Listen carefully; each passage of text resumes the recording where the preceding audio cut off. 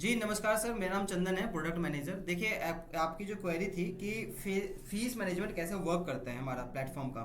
ठीक है, तो फीस मैनेजमेंट की मैं आपसे बात करूं तो इसके लिए सबसे पहले आपको अपने डैशबोर्ड पे जाना पड़ता है। डैशबोर्ड जाने के बाद आपके पास ये बैच का ऑप्शन दिखेगा, जिस बैच में ये फीस मैनेजमेंट का ऑप्शन दिखता है, राइट। तो यहाँ पे फीस मैनेजमेंट पे आने के बाद आपके पास कुछ टैब्स दिखेंगे, जैसे कि unpaid, upcoming, paid, student list और पेमेंट सेटिंग्स। ठीक है, तो आप यहाँ से पेमेंट सेटिंग्स में मतलब कि आप रिकॉर्ड्स बना सकते हैं कि जैसे फीस स्ट्रक्चर बना सकते हैं। तो आप यहाँ पे अपने जो है फीस स्ट्रक्चर ऐड कर देंगे।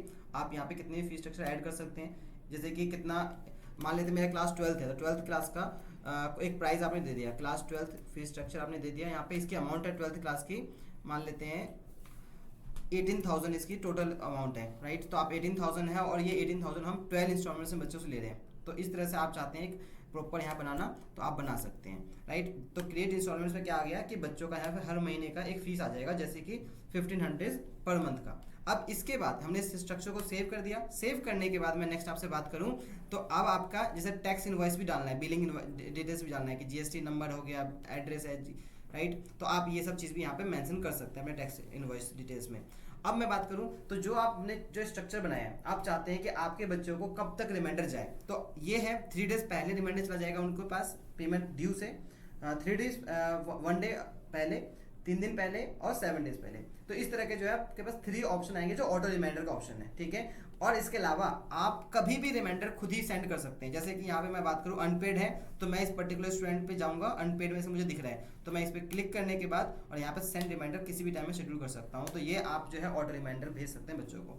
इसके अलावा जैसे ही बच्चे ने पे कर दिया तो आप पेमेंट रिकॉर्ड में जाके इसको आप अपडेट कर देंगे। तो आज का जो है, जैसा फॉर एग्जांपल उसने कैश पे किया तो आप कैश अपडेट कर दीजिए, या इसके अलावा अदर कोई ऑप्शन यूज किया है तो उसको करके आप यहाँ से मार्केट पेज कर दीजिए। तो देखेंगे जैसे ही मेरे स्टूडेंट का ये रिकॉर्ड अपडेट होगा तो बच्चों के पास एक रिसिप्ट चला जाएगा फी का, और आपके पास यहाँ से जैसे ये हट चुका है, देखिए अनपेड था यहाँ से हट चुका है और ये पेड वाले सेक्शन में मेरा स्टूडेंट का आ जाएगा। तो आप देख पाएंगे आज 31 तारीख है, 5 मई है, मतलब 31 है और मई का महीना है 2024। तो ये मेरे पास पेमेंट रिकॉर्ड हो चुका है। तो आपके पास इस तरह का जो है फैसिलिटीज फीचर जो है हमारे इसमें मिल जाएगा। इसके अलावा आप अपकमिंग, आने वाला या अनपेड, ड्यू, स्टूडेंट लिस्ट, आप सब कुछ यहीं से मैनेज जो है कर सकते हैं according to the batch wise, जो है A to Z ट्रैकिंग मिल जाएगी आपको।